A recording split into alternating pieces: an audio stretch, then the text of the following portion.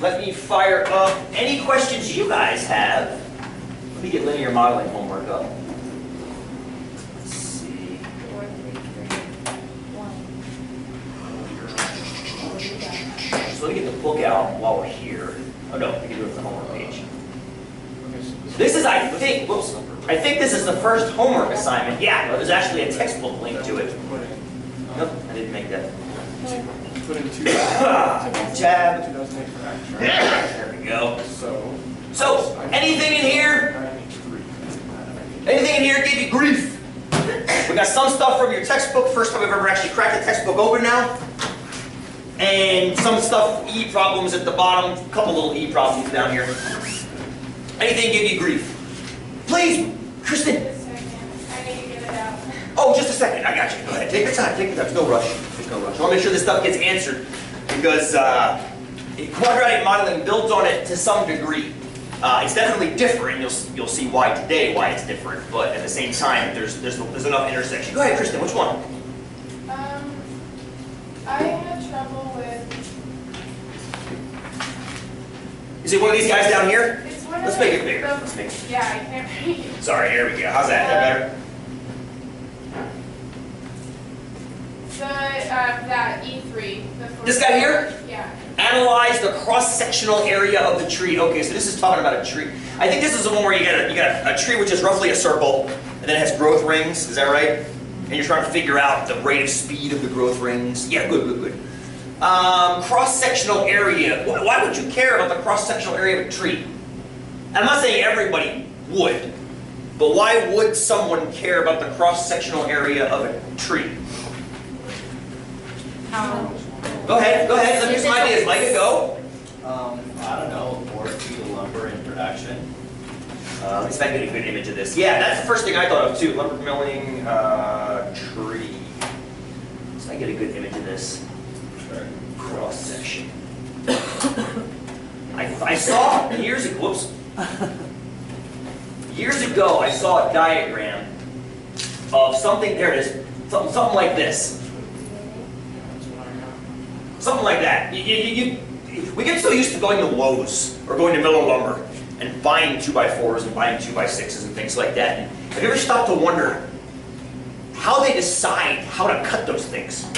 Right? I mean, I went to a Timberline Lodge not that long ago. I was on a road trip up to Portland, and my buddies had never been there. Next time you're up by Mount Hood, if you have time, drive up to Timberline Lodge and go inside and look at the freaking beams that make. That's a WPA project, which I know predates any of us. But the beams, I mean, they're like 2 feet wide by 3 feet tall. They're driven in with these humongous wooden stakes. Amazing stuff. And of course, that makes perfect sense because 100 years ago, we had old growth that was still old growth. And you could actually lop a piece like that. Those things are gone. Any beam that big now is made from, unless you pay an arm and a leg for it from some kind of barnwood recycler. They make it, if you ever looked at the newer buildings that are being built, when they have 4x12s and things like that, they're usually made of some kind of compressed particle board material, which is wicked strong. I mean, it's easily as strong as, what's that? Finger joints. Finger joints. It's called. Oh, is that finger joint? Okay, gotcha. My husband does. I didn't know the terms. Yeah, easily as strong as a solid piece of wood, easily. But nonetheless, These are huge. they are, and they have to span these great distances. But I start wondering, like, where does the wood come from? And then you see diagrams like this, you're like, oh, that's interesting. That's how they kind of mill it out. And there's mathematics behind what pieces of wood come from what diameter tree. So you would care about the average cross-section of a tree in a logging yield, because that can kind of tell you what kind of beams you can get out. I think plywood's a different animal, because I've seen kind of the way plywood's made, and it's terrifying. Like this big spiral of wood coming flying off a tree. But nonetheless, this is why people would care about a cross-sectional area of a tree. You know, especially on average, so you can get an idea of your yields for your wood. Make sense? Okay, so I just want to let you know why I give you a problem like this. It's not because I'm just trying to torture you with mathematics, it's because people actually do care about this kind of thing. Now we're going to come back to that. Here we are here. And using the following formulas, show me why the area of a circle is equal to the square of its circumference divided by 4 pi. Area of a circle. So that would be the cross-section of the tree. That would be how much surface, if you chop the tree down, how much surface is on that tree. That's what the area would be. That makes sense, I hope, right? We've actually used that idea in here quite a bit. with the mark of the beads in the jar and how much water's in Crater Lake. We've actually used that idea a lot. But here's the deal, and again, not because I'm trying to torture you, but why would I ever have you do an area formula like this? Think about that when we kind of crunch through this, okay? And I said you might want to use these formulas here. The circumference formula is pi times d. That's a wonderful formula. That's, that derives from the fact that if you measure around any circle and then measure across with the diameter of any circle, it's always 3.1415, blah, blah, blah, blah, blah. It's a beautiful relationship. So that's that formula. And then this area of a circle, pi d squared over 4. How many of you have ever seen that formula for the area of a circle? And probably none of you. The area of a circle, you often think of what? Pi times the radius squared. And it's funny because if you ever talk to an engineer, this is where I picked this up years and years ago, like 20, 25 years ago. I talk to engineers and they laugh, who the hell uses pi r squared? You use pi d squared over 4. Can you think of why? It seems more complicated, doesn't it? It seems more complicated, but in reality, it's actually a much easier formula to use. We're recording this, right? We are, okay. And this might not be obvious. Suppose you're working out in the field, and you have to figure out how big a pipe is, or how big some kind of a round, something round. You have to figure out the opening on it. Okay, you have to figure out, I gotta put a sewer pipe in. I forget the code, whatever.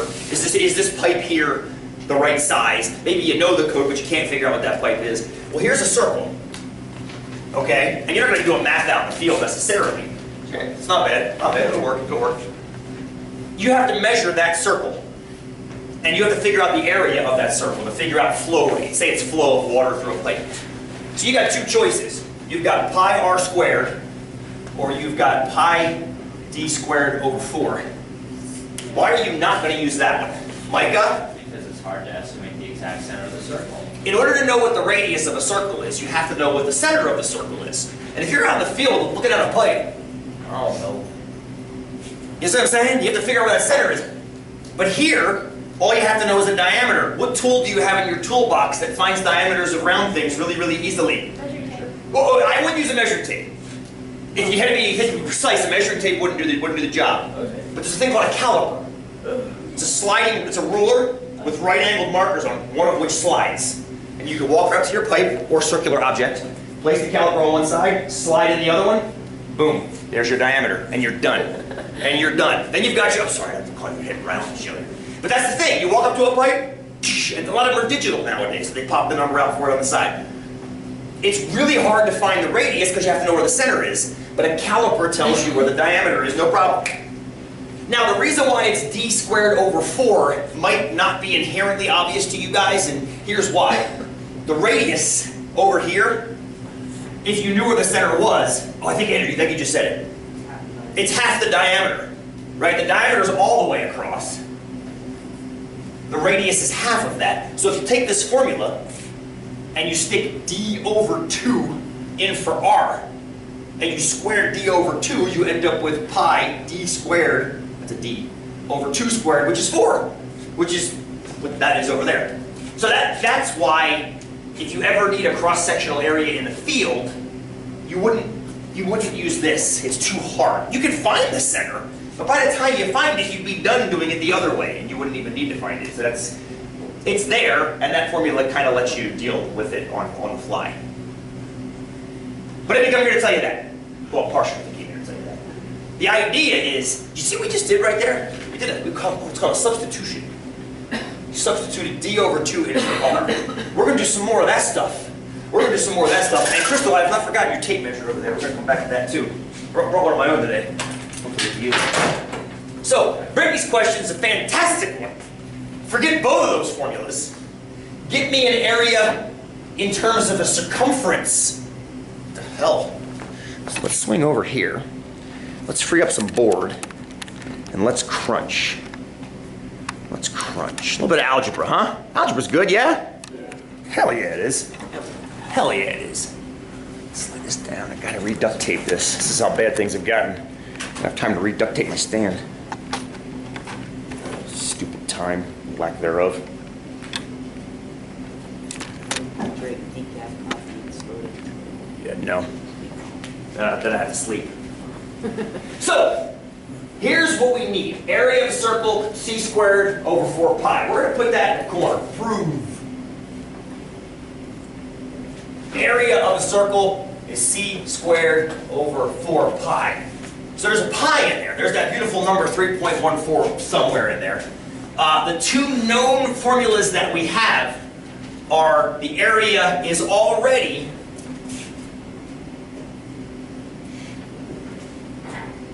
pi d squared over 4, and the circumference formula.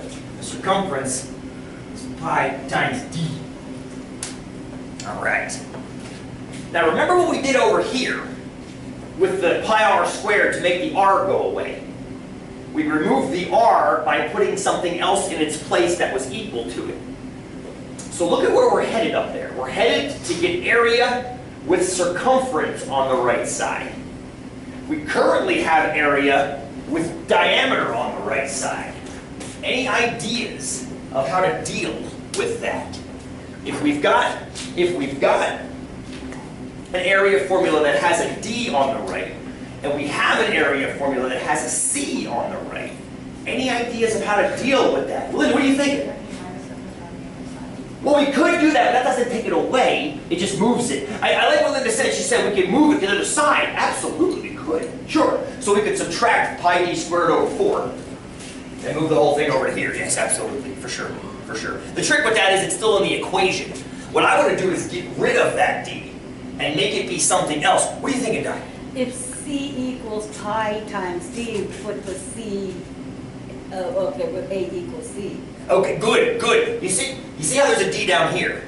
That d, diameter of a circle, is exactly the same as that d that's up there.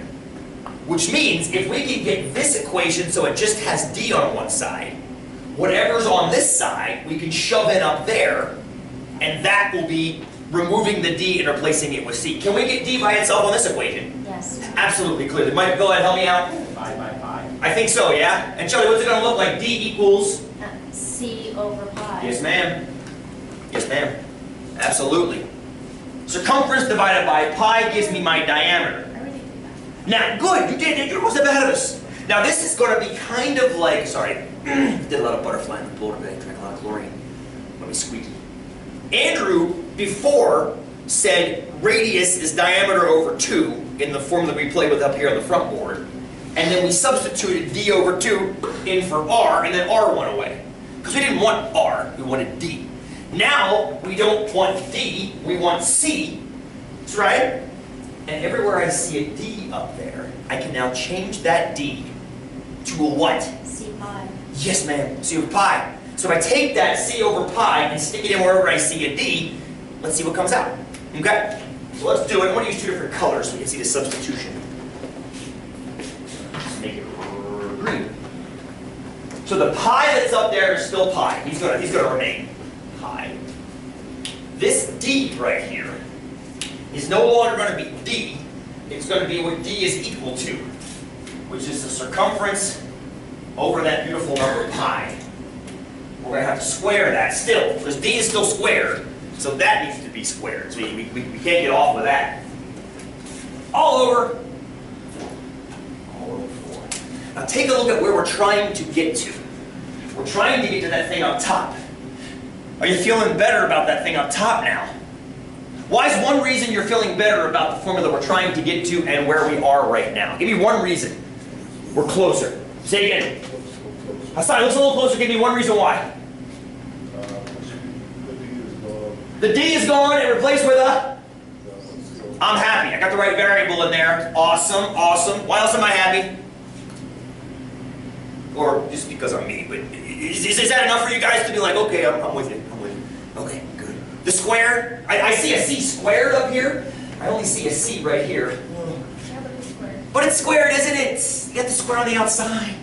Good. Now we have to do our good algebra skills. We have to use our good algebra skills. So we have to apply that square that Crystal was just talking about, yeah? Help me out here. This pi is still here. Pi times, what's this going to look like? C squared. I'll write it out for you. It's c over pi times c over pi, right? That's what it's going to be, correct? And if I get rid of the exponent and write a term of multiplication, is that okay? Does that make it worse or better? Or ish the same? A little bit better? Maybe a smidge better. But I might have taken the exponent out at that point, and the reason why is if you do, now all the order of operations is on the same level.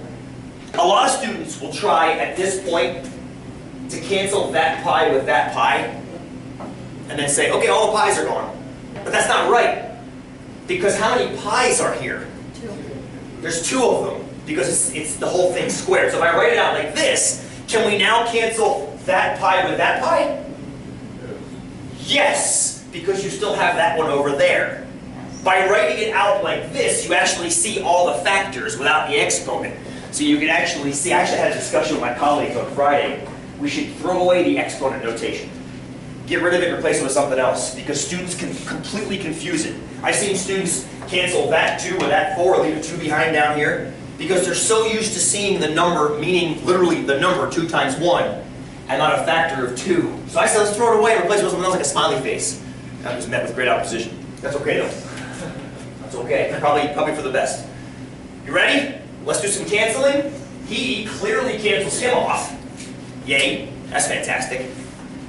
Now let's recollect what we've got left, because I don't think anything else cancels, does it? Nope. So now I've got, can I call that c squared? Is that okay if I recall that c squared? C squared over pi. It's c squared over pi, thanks Shelley, over? 4, 1.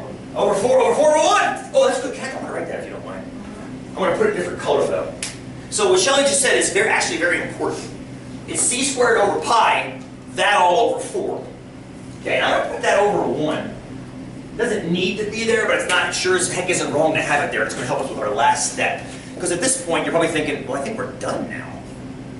Because we can't do anything else. And Nick's saying, no, we're not done, because I asked you to get the 4 and the pi together. Yeah. But you might be sitting there going, wait a minute, you can't get the 4 and the pi together. To which you reply, yeah, you can, Ryan. Why? Is would you like multiply? By what? Like would you move the 4? Okay, can I start over? Of course you can. Can I multiply the c squared over the pi, and then multiply that by the 4? Why? 1 over 4? So multiply this whole thing by 4? Or 1 over 4? Why 1? There's a big difference there. 1 over 4 or 4 over 1. It's definitely 1 over 4. Reciprocal. What about reciprocals? They cancel. Yes. Well, if you multiply a reciprocal by its reciprocal, the value is 1. So like 1/2 times 2 over 1 is 1. 3 halves times 2/3 is 1. 10/9 times 9/10 is 1. Crystal? Can't you do basically where you multiply both sides by pi, because if you do that, then it's going to be 1 pi under 4, well, 4 over 1 pi. When you say both sides, what do you mean? I'm curious. Because when I think of sides, I think of this as being one side and that as being the other side. Well, top and bottom. Oh, top and bottom. By pi over pi? Yeah. Oh, of course we could do that. We could totally do that. Multiply. Does everybody see why you can do that? You've got a fraction here, don't you? It's a fraction, something over something. Because it's a fraction, you can multiply both sides of the fraction, by both top and bottom, numerator and denominator, by the same thing. So here, let's do this. I'm going to call this solution method number 1, Crystal. I love it. She says multiply the top by pi and also the bottom by pi. There you are. So she's saying c squared over pi all over 4 over 1. If I multiply this by pi and this by pi, I like this idea. So I wasn't going to go this way, but this is totally valid. What's going to happen to the pi's up top? They definitely cancel for the same reason these pi's over here cancel. Yes, that's quite good. Gone, gone. What's going to happen to these guys down here?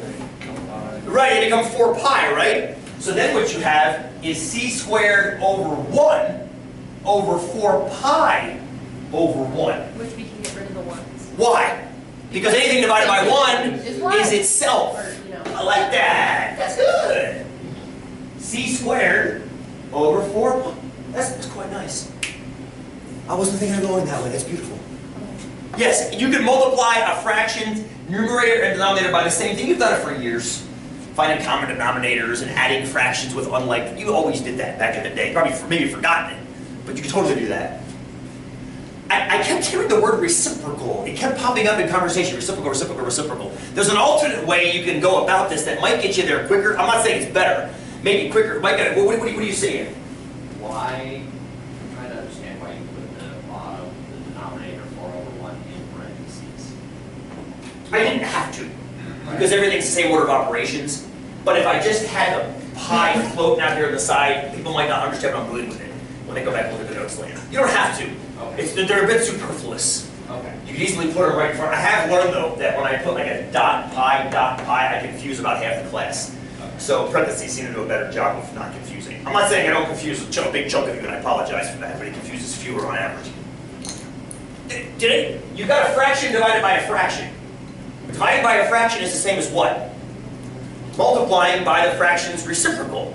So at this point right here, you can just say, this is solution method number 2, c squared over pi times the reciprocal of 4/1, which is 1/4, which ends up being the exact same thing anyway. That's what I think Ryan and Shelley were getting at.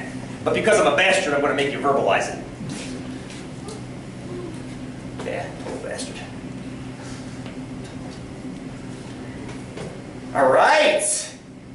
How we feeling? You're not done yet. Why the hell would I do that to you? Why would I make you? Because you're a freak.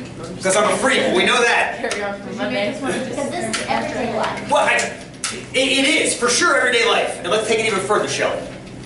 Why would we need another formula for the area of a circle if I just gave you a perfectly usable one in area equals pi d squared over 4?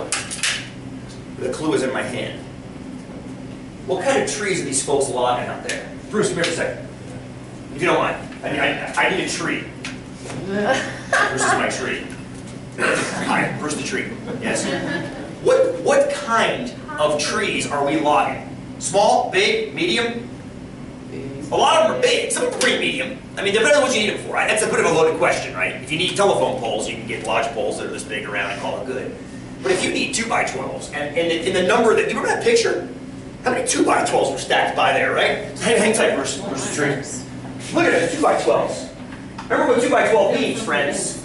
2x12 is a foot this way and 2 inches this way. And that's a finished foot that way and a finished 2 inches that way. I'm guessing this is probably an unfinished, so it's actually 2x12 versus, what is it, 1.5 inches by 11.5. How big is this tree? That's a 2 or 3 foot tree, huh? I'm going to estimate. I'm using my own estimation skills. Ariel's counting for me. Thank you, sister. What do you got? What do you got over there? 22 diameter. 22, so almost 2 feet. That one was 2 to 3, so there you go. So that's a big tree. You guys carrying a caliper in your toolbox that goes to 2 feet? You're not carrying a caliper in your toolbox that goes to 2 feet. Those calipers usually max out around 8, 9 inches. So, how are we going to measure Bruce the tree?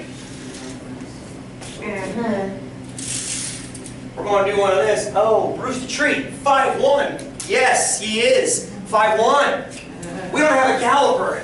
We don't have a caliper that can go straight across that, which is 1/3 of that. But now we've got a circumference, assuming he's a circle, right? Assuming he's a circle. You're circular enough, my friend, it's all good. Bruce the tree, thank you very much.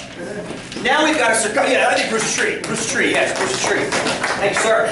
But now we have a circumference, 5'1", change it to inches if you have to. Would that be 61 inches? Yeah.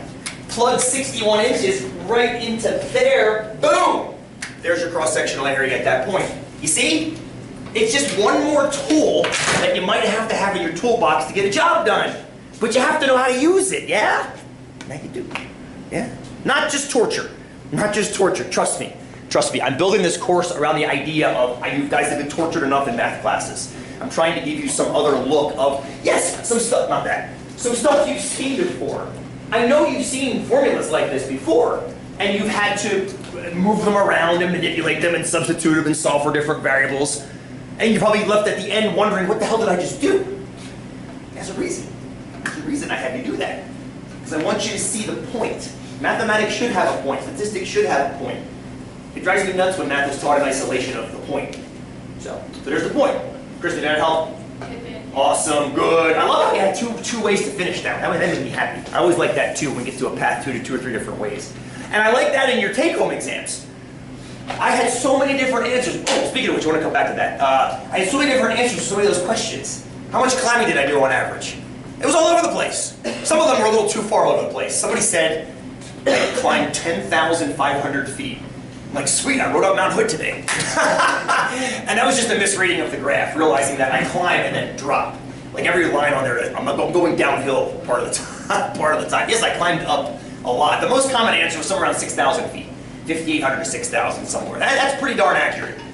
You think Sisters is at 3,000 up to 52 or 53, so that's 2,300. And then Mackenzie Pass drops all the way down to about 1,500. So you figure that's about 4,000. So you put the 4,000 plus the 23, somewhere around 6,000 somewhere. And that's where most of you were. But they were all over the place. The grade estimates, all over the place. Anywhere from 1% to 4%. Some people were saying it was 70% grade. I'm like, I'm not that much of an animal. 70% grade would look something like that. That's a little silly. I'm not going that, but still ridiculously steep. Nothing on that ride is anywhere near that steep, except for the lava on the side of the road. So, what's that? Blow my legs out first. I think my legs would last shorter than my gears would. But that's what I love about it. You guys were solving problems your own way in that, which was fantastic. I like that. There shouldn't be one right way to get to a problem. FYI, speaking of that, let me swing back to the front here. How many steps are on the campus? Oh, I haven't counted it yet. That's something else I haven't gotten around to. How many steps are on the campus? How about trees? I don't know that either yet. Those are two things that I was supposed to have time to do this week and didn't get around to. So the campus thing, the campus counting the steps is something I want to do for two reasons. Was it stairways or steps? Because I did stairways and then I did steps. Just by bike, figured each stairway has an average of like 10 steps or something like that. Yeah, I wanted steps, not stairway. I have no idea how many stairways are on, but I've got a rough idea of the steps. I love those estimates too. So either of those I can't check for you, but I can do the